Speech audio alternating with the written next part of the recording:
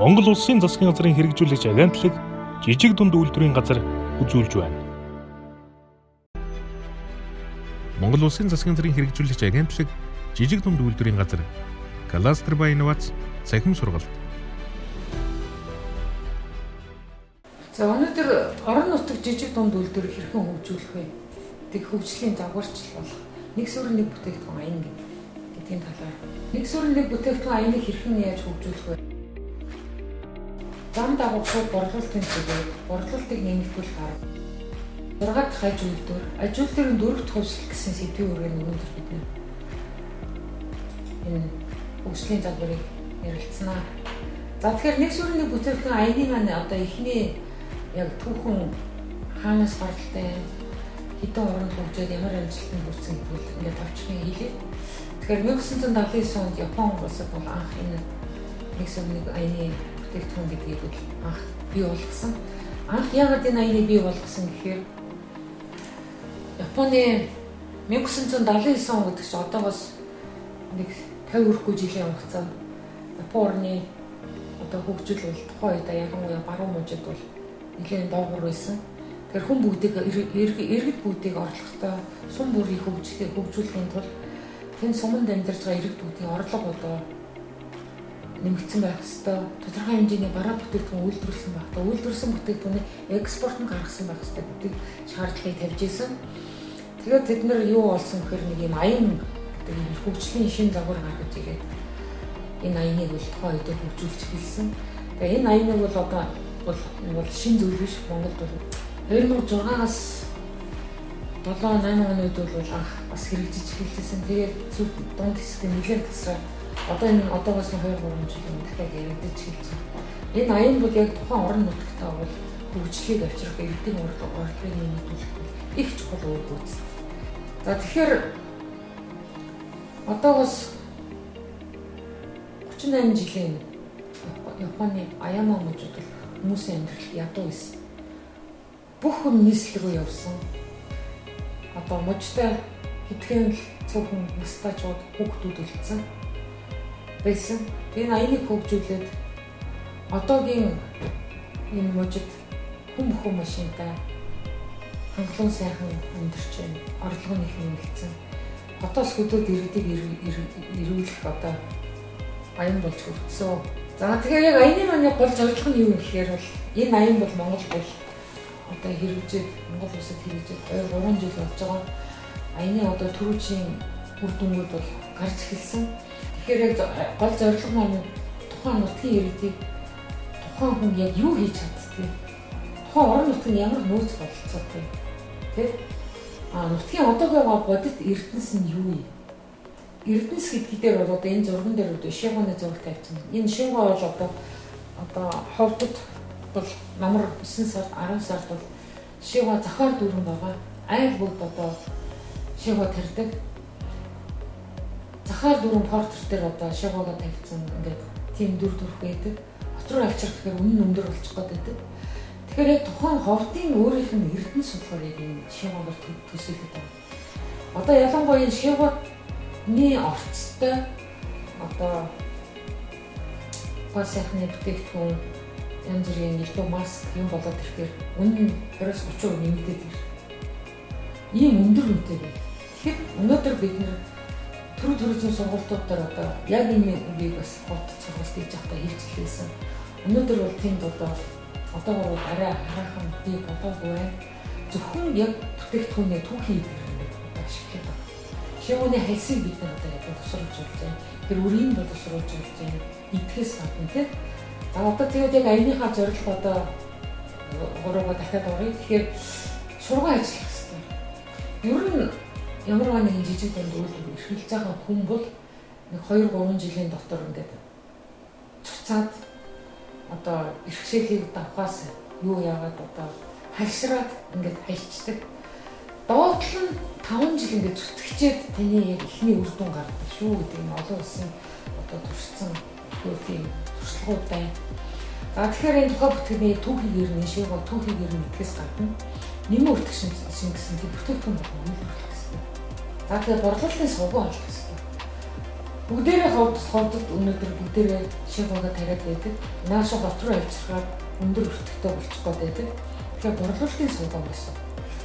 Өнөөдөр одоо шигуугаа савн хийж болж байна, шампунь хийж болж байна, нүүр гарын тос хийж болдог, юу ч хийж болно. Одоо юу ундаа хийж болж байна тийм. За тэгээд тэр чинь хальсын хийхгүй, хальсаар нь бас хэмжээний юм бүтээгдэхүүн бас хийж болдог. За тэгээд хүний нөөцөө хөгжүүлэх гэсэн.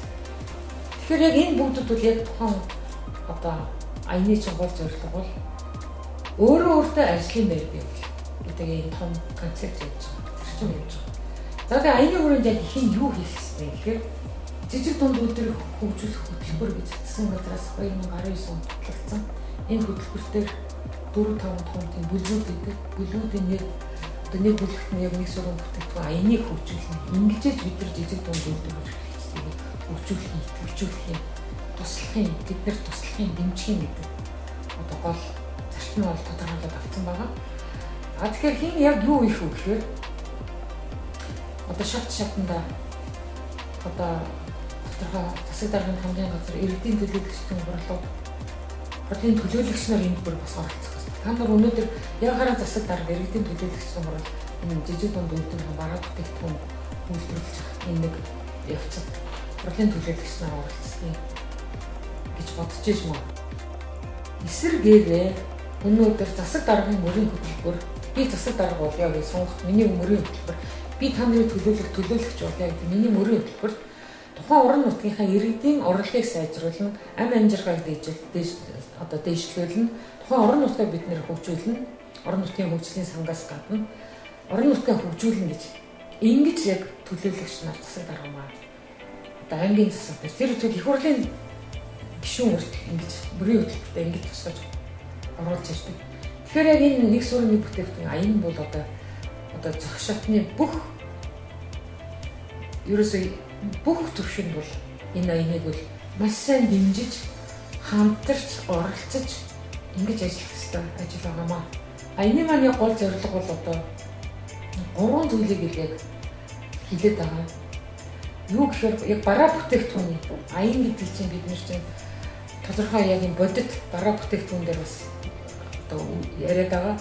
Одоо жишээ нь та одоо юу үйлдвэр тодорхой бараа хийж энэ бараа бүтээгдэхүүний чинь чанар одоо ямар байх вэ? Стандартын дагуу гарах юм уу тий? Стандартаа яаж сайжруулах, сав борлоо. Тэгээ борлуулалт нь ямар? Тэр борлуулалтын эргээ танаа орон нутагт ч одоо яаж орон нутгийн болон сумын аймгийн бүр цаашаа улсын дотоодын нийт бүтээгдэхүүн үйлдвэрлэл хэдэн хувь эзлэх ажил олборлын хувьд хөдөлмөр эрхтэнд ямар хувиар нөлөөлөх юм бэ? Их олон хүчин зүйлүүд ингэж хамрагдах ёстой. Одоо яг танаа нутагт орон нутагт эсвэл аймагт ямар бүтээгдэхүүн хийгээд байгаа. Тэ? Ямар нөөц бололцоотой байгаа даа. Юм хийж эхлэегүй хүмүүдийн та юу хийж чадсан гэдэг ингээд илрүүлэх ёстой. За хийгээд эхэлснүүдийн яаж энийгээ сайжруулах вэ, тэ? Яаж борлуулалтаа нэмэгдүүлэх вэ? Энэ борлуулалтаараа орон нутгийнхаа одоо хөгжлийн санд тодорхой хэмжээгээр яаж оролцох вэ? За тэгээ ямар нөөц бололцоо байгаа юм, тэ? Жишээ нь Монголын одоо их олон малтай ямар сум байгаа. Тэр сум одоо яг энэ олон малынхаа одоо юугаар яаж энэ аяны хүрээнд яаж тодорхой төлөвлөгөө гаргаж иргэдийн орлогын нэмэгдүүлэх. Эхний ээлжинд бол ер нь одоо Солонгос улсын хөгжлийн туршлагууд өгдөө шүү дээ. Одоо ингээд ухаан сонгогдсон гишүүд төлөөлөгч нар засаг дарга нар та нар хуралд ирээд өгөөч бүгдээ ингээд сайхан хөгжиж ингээд яриад исэн. Эхний ээлжинд хүмүүс ингээд хурал дээр ирээд суугаад ингээд унтаад байдаг. Нүүрний нэг ингээд суучаад яг өөдөөс гарч ингээд унтаад байлаа. Ямар ах вэ тий? За тэгээд ингээд бүгдээрээ ингээд та одоо яг унтаад байгаа хүмүүсийг ингээд сэргээд та яг юу хийж чадмаар вэ ингээд. Яг өөрийнх нь оролцоог нэмэгдүүлээд тэгэхээр за та өнөөдөр ингээд юу шагнаад хэлчихчихье. Одоо энийг яах вэ гэдэг.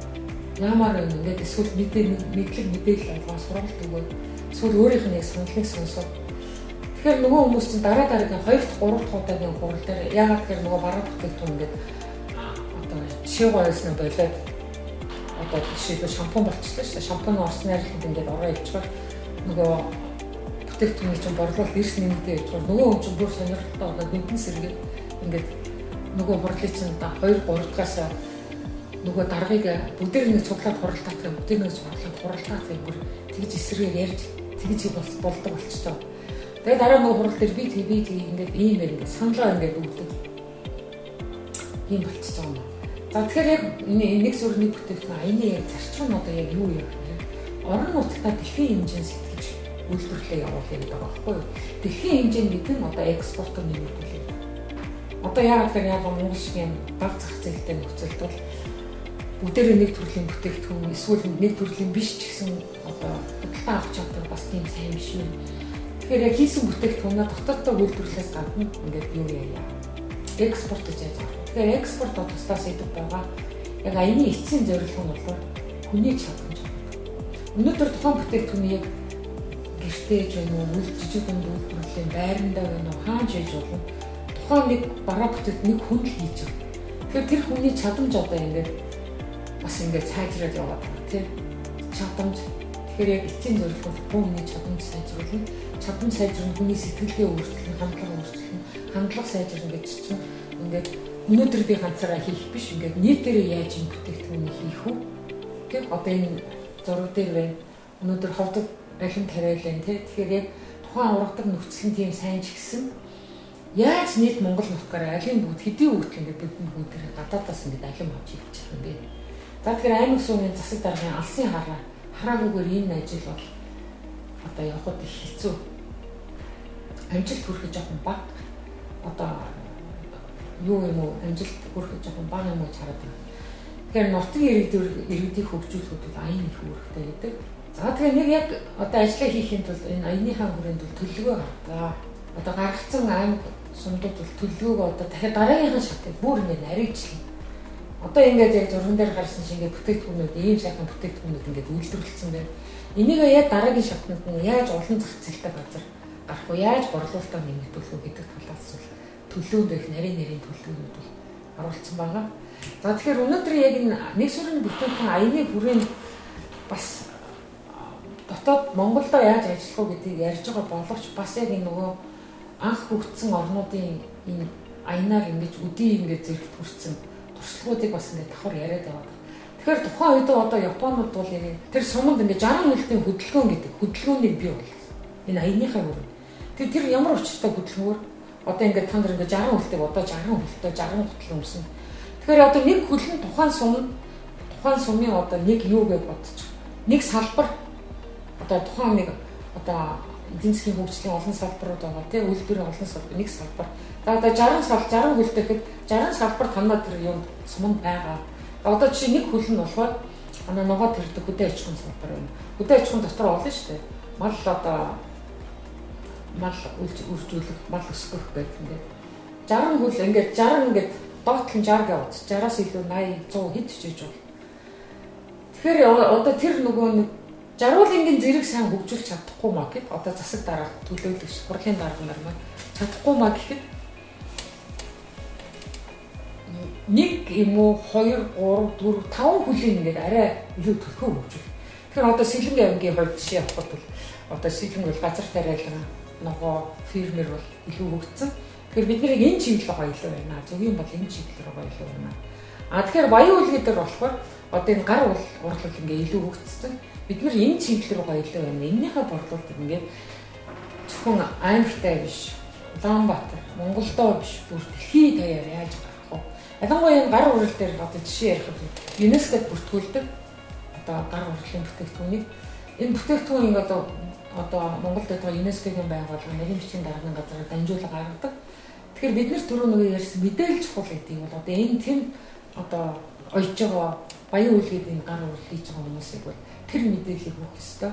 Яг хөө түрүү чинь бол аваад одоо цагаан алт түрүү чинь бол ЮНЕСКОд бүртгүүлээд ЮНЕСКОд бүртгүүлнэ гэдэг чинь дэлхийн 190 гаруй орнд тухайн бараа бүтээгдэхүүнээ зарах хэрэгтэй болдог. Яагаад тэгэхээр ЮНЕСКОд хийж тухайн уран орныг дэмжиж одоо чинь Монголын энэ гар урлалын бүтээгдэхүүн одоо ЮНЕСКОд бүртгүүлчихвэл энэ бүтээгдэхүүн яагаад тэгэхээр тухайн орны одоо тухайн үндэсний одоо өв соёл юмыг одоо хангасан гэх ингээд цаашаа яриул их олон ингээд санаа хариуцлаад явахыг олон төрлийн тийм бас мэдээлэлүүд сургалтууд бас байдаг. За тэгээ магадгүй зарим хөл нь урт байж болно тий түрүү хийсэн. Зарим нэг бизнес нь одоо урт байна гэсэн тэр төрлийн салбар илүү хөгжиж байна. Зарим нь бага байна. Тийм учраас 60 хүнтэй хөдөлгөөн гэдэг нь эргэлцсэн олон нийтийг хамарсан энэ ажил хийхэд ямар нэгэн удирдахч бол аюул чухал үүрэгтэй байдаг. Одоо яг сонгогдсон удирдах төлөөлөгч нараас гадна нутгийн одоо сонгогдоогүй тэр төлөөлөгч нар маш их өөр. Одоо энэ зурган дээр болохоор усааны хүмүүрэн сум бол цэвэр цэмцгэрээр бол цэгцтэйгээр бол усын тэргүүний сум болсон гэж. Гоо тэргүүний сум болсон олон сумдууд байгаа. Одоо тэгэхээр одоо хурдын булган байна. Тэгэхээр яг энэ бас нэг тодорхой нөгөө аль салбар нь илүү хөгжсөн. Тэгэхээр энэ хүн болохоор одоо өглөө усвал нөгөө ингэ сумаа тойрол ингээд хин хаан хог ээж үү гэл тээ. Аль бүгдийн гашаад ингээд. Тэгээ одоо ингээд тэрүүгээр одоо энэ сум яг үгүй тэргүүний болох нэлээ түжилтийн үзүүлэлт болж гисэн. Тэгэхээр аян өрнүүлэхэд удирдахч их үүрэгтэй. За тэгэхээр энэ удирдахч хоёр янз гэдэг байгаа байхгүй бас хоёр гэдэг нь ямар өчтөр. За нэг нь болохоор ингээд урал цуглаан болно ингээд юугаа ингээд тойрог ингээд явчихдаг тийм.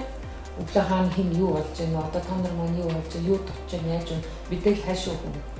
Бас нөгөө удирдахч нь хин бүхлээ. Одоо та ингээд юм тарьж байна.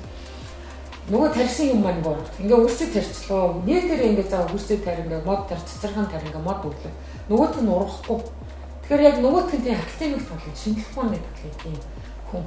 Одоо тэр хүн зөвхөн ингээл энэ яагаад урахгүй вэ? Энэ яагаад одоо ховтоос аваад ирсэн алюминий мод өнөөдөр энэ сэрүүн бүсэд яагаад урахгүй вэ? Яг энэ талын тийм академик талын мэрэгжлийн тийм талын хүн. Яг нэг сумд юм хоёр хүн байхад хангалттай. Тэгээд дээр нь цаана зөндөө дарганаар байгаа шүү.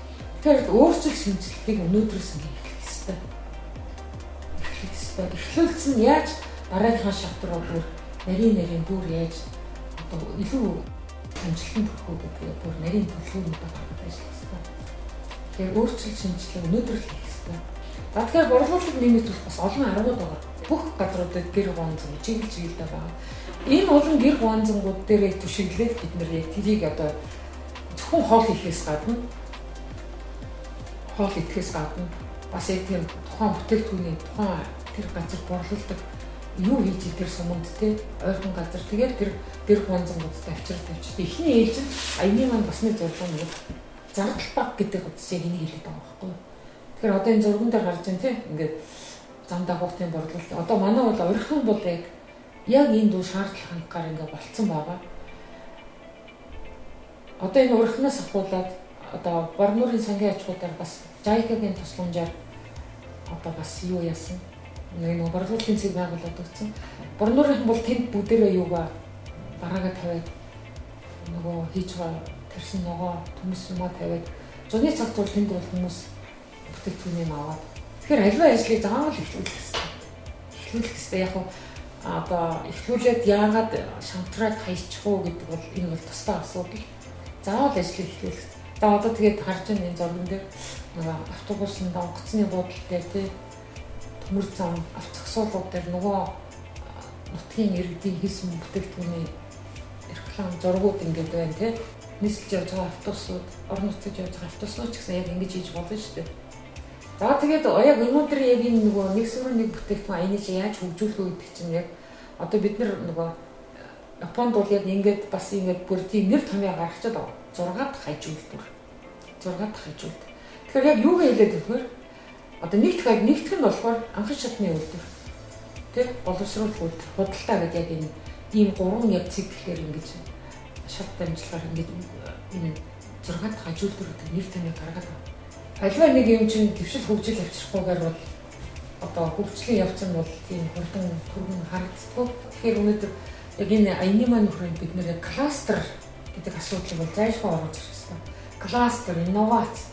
Яг энэ байхгүйгээр яг хөгжил бол өнөөдөр бас арай өөр төвшөнд яригдж харагдаж байгаа. За тэгэхээр кластерын талаар эхлээд биний тооч ойлголт өгье. Ер нь ингээд бүх асуудлыг зохицоор шийдэхдээ газар зүйн байшины хувьд ялангуяа ойрхон байгаа аж ахуйн нөхцөлд илүү зардал мөнгөнүүд илүү бол юутай байдаг. За тэгээд кластерлууд том компаниуд их үүрэгтэй. Том компаниуд яг уу гэхээр жижигүүд том компаниудын захиалгаар тусламж үзүүлснээр жижигүүд захиалгын дагуу бараа бүтээгдэхүүний үйлчлэгийг үзүүлж ажиллах хэрэгтэй. За тэгээд судалгаа шинжилгээний асуудал энэ кластерууд бол маш их одоо юутай асуудал байдаг. Чухал асуудлын нэг байдаг. За судалгаа шинжилгээг бол одоо хүний нөөц судалгаа шинжилгээ ямар нэгэн зардал руу хийгээд бас их төвөгтэй байдаг.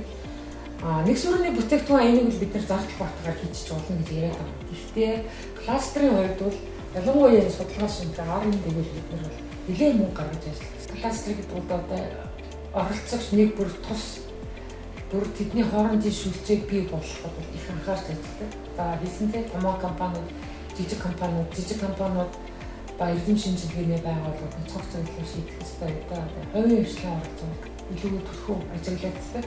За тэгээ ямар кластер хөгжүүлэхийг эхлээд тодорхойлох ёстой.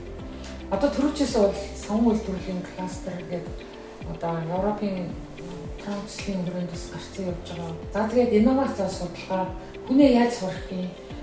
Одоо кластер ажиллахад бол инновац судалгаа гэдэг инкубатор их нөлөөтэй. Лобби группуд бас их нөлөөтэй байдаг. Одоо инкубаторууд бол тодорхойлж ярих бол өнөөдөр Монголд байгаа инкубаторууд бол энэ инновац кластерын хөгжүүлэлт их үр гүйцэтгэх ёстой.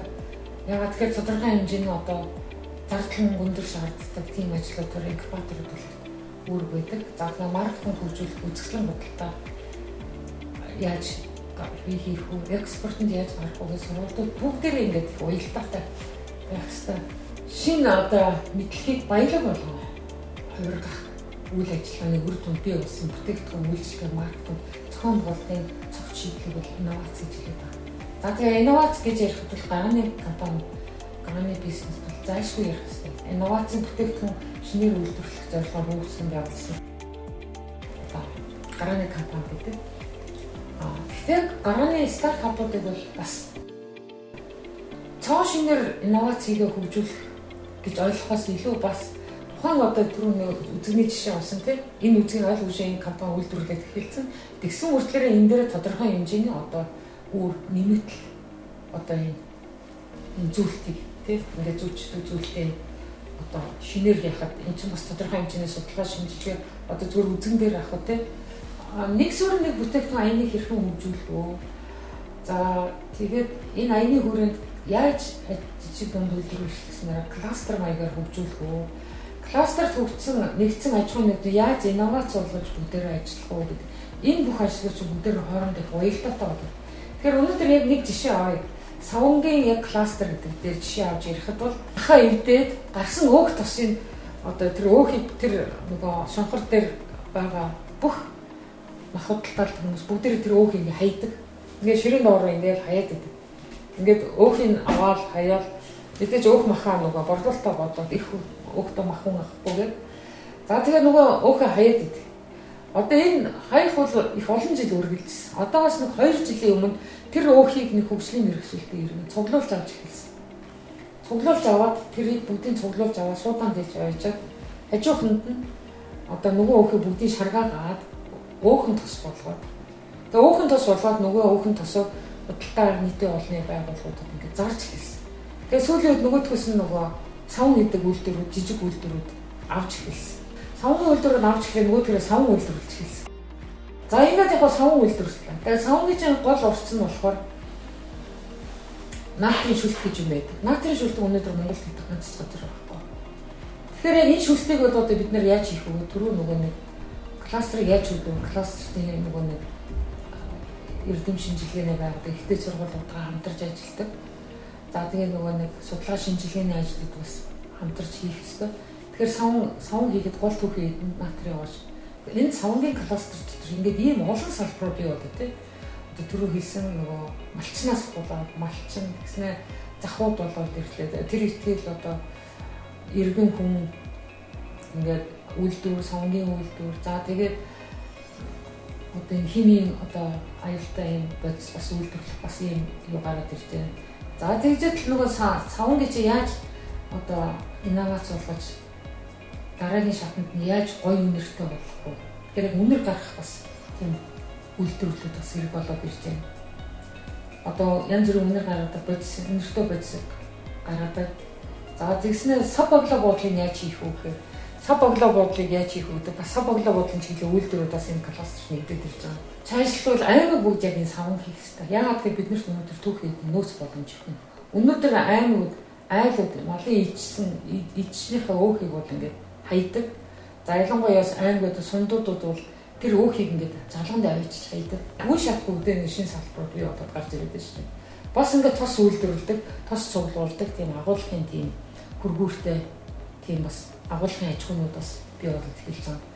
За тэгээд хөдөлгөөний шүлжээнүүд яг нэг загвар, нэг орцоор яг тухайн нэг орц, нэг загвар, нэг стандартаар хийгээд одоо нөгөө дотоодын хэрэгцээ хэрэг хандсан гэж үзвэл нөгөө чи яг нөгөө Японд тэр нэг загвараар бас стандартаар гаргамаар бөөнөрөө нийлж байгаа. Тэгэхээр бас энэ дээр экспортын бас нэг шүлжээ бий болоод ирж байгаа. За тэгэхээр энэ дээр дундын хоршоонууд бас их үүрэгтэй. За тос түүхий бэлтгэхийн систем бий болоод ирэх юм тий.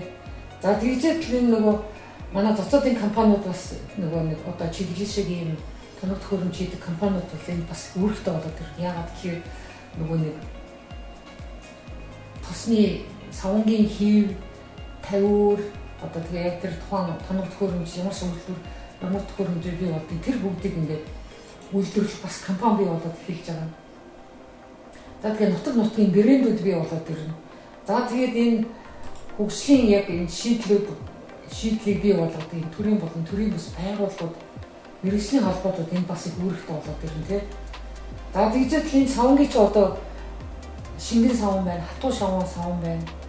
Одоо янз бүрийн төрөл бүрээр нь хийгээд ирэхээр ноос ноолын чиглэлийн компаниуд бол өнөөдөр Монголын ч одоо гол экспортын түүхий, экспорт гаргадаг бүтээгдэхүүн ноос ноолын хэлээ. Энийг ч одоо угаадаг бүтээгдэхүүн дандаа гадны импортын бүтээгдэхүүн шингэн савнгууд байдаг. Тэгэхээр яг нөгөө нэг дотоодоо хийж байгаа энэ савн гарч хатуу шингэн янз бүрийн савн нэгээд ноос ноолын компаниудыг бас хангах ингээд бас нэг том салбар гараад ирж байгаа. За тэгэхээр хоршоодууд олноор бий болно. Хоолны газрууд олноор одоо нөгөө тос бэлтгэлийг бий болох яг ийм тусдаа бас шинээр ийм ажлын байранд их олон бий болно. За тэгээ Монголд анх одоо энэ жижиг химийн үйлдвэрүүд одоо бий болоод ирнэ. Борлуулалтын цэгүүд бас энэ дээр нэгдээд байгаа. Борлуулалтын цэгүүд одоо онгоцны бодлого, төмөр замын бодлого, одоо замын одоо нөгөө орон нутгийн явдаг замын автобусны буудлуудаас гадна одоо янз бүрийн цахим худалдаанууд тэр ихтгэл одоо савнга одоо Alibaba, Taobao ингээд дотооддоо Shopee интернет олон нөгөө юунуудаар тавих ийм шин энэ ажлууд ингээд салбар бүгд ингээд гараад ирж байна. Тэгэхээр ер нь кластер хөгжүүлнэ гэдэг маань одоо энэ бол нөгөө компани санаачлагтай кластер одоо төрийн байгууллагын дэмжлэгтэй кластер гэдэг яг энэ савн дээр бол жишээ харагдаад байгаа маа. Бодлогын авалт борлуулалтаа яаж сайжруулах вэ гэхээр өнөөдөр яг кластераар брендинг бий болгож байна. За төрийн худалдаа авалт хэнийг нөлөөлөх ёстой. За кластерыг тусгаалan үзэсгэлэн худалдаа гаргах ёстой. Бүтээгдэхүүний брэнд бий болох ёстой. За тэгээд тухайн үзэсгэлэн яг кластер хөгжөөд брэнд бий болгоод болчлоо гэж үзэж байгаа яг энэ аж ахуйн нэгжүүдийн бараа бүтээгдэхүүн тусна кластерын үзэсгэлэн худалдаа гэж юм байна. За тэгээд үзэсгэлэн худалдаанд мэдээж тэгээд бүтээгдэхүүнийхээ брэндүүдийг аж ахуйн нэгжүүд тус өөрийнх нь брэндүүдээр оролцоод өнөөдөр яг энэ брэнд кластер үүсэж хөгжөөд аль брэнд ямар одоо юутай юм гэдгийг талтай хавчнаар өөртөө хараад мэдэх юм боломж байдаг. За тэгээд кластер яаж хөгжөө бий болох юм гэхээр салбар бүрээр аймаг нийслэл хослолцсон байж болно тийм аймаг бүрт эсвэл сум бүрт тийм аймаг нийслэл эсвэл ингээ гадаадд хийсэн бүтээгдэхүүн гадаадд гарах ингээ хосолсон гэдэг их олон янзаар ингэж өөрийнхөө томьёолыг гаргаж олон янзаар хийж болдог. За тэгээд яг үе шаттайгаар кластераа хөгжүүлэх ёстой. Кластер гэдгийн цаана инновац гэдэг үг юу дахин яг яригдаж яваад. Яагаад өнөөдөр энэ Монголд бол инновац бол одоо жижиг үйлдвэрийн хэмжээнд бол бага яригдаад байна гэхээр өнөөдөр Монголд яг үйлдвэрлэж байгаа бараа бүтээгдэхүүнийг хэрвээ бид нар 3 хувааж үзэх юм бол өндөр түвшний технологи үйлдвэрлэж байгаа компаниуд, дунд түвшний технологиор үйлдвэрлэж байгаа компаниуд, за тэгээ бага түвшин гэж үзэх юм бол ер нь зэдүү эрхэлж байгаа ихэнх компаниуд бага түвшний одоо явж байгаа. Тийм учраас бол яг инновац гэдэг бол Аз гарааны компаниуд бол тусад нь ярьж үзэх хэрэгтэй гэж бодож байгаа. За тэгээд кластерыг хөгжүүлэх, экспортод гаргахад яг үе шат бүрийс нарийнчлан чадварлаар гүйцэх хэрэгтэй гэдгийг энэ дээр харах хэрэгтэй. Яг ямар технологи шаардлагач байгаа бараг байна уу гэдгээс ахвал ямар төрлийн кластер гэдэг. За тэгээд өнөөдөр яг сэдвийн маань яг хамгийн сүүлд бол ихэд бол та хин ч гэж бодно те ямар ч бүтээгдэхүүн үйлдвэрлэж байгаа манай үйлдвэрлэгч нар та өөрөө л дугаагаа одоо жихгүй хин ч таны өмнөөс дугаагаа жихгүй. Тэгэхээр дугаа жихгүй бол таны бизнес зогсож байгаа л гэсэн. Ийм зүйлээр би өнөөдрийнхээ хичээлийг төгсөе гэж бодож байна. За анхаарал тавьсан баярлалаа. Монгол Улсын засгийн газрын хэрэгжүүлэгч агентлаг жижиг дунд үйлдвэрийн газар Кластер ба инновац цахим сургалт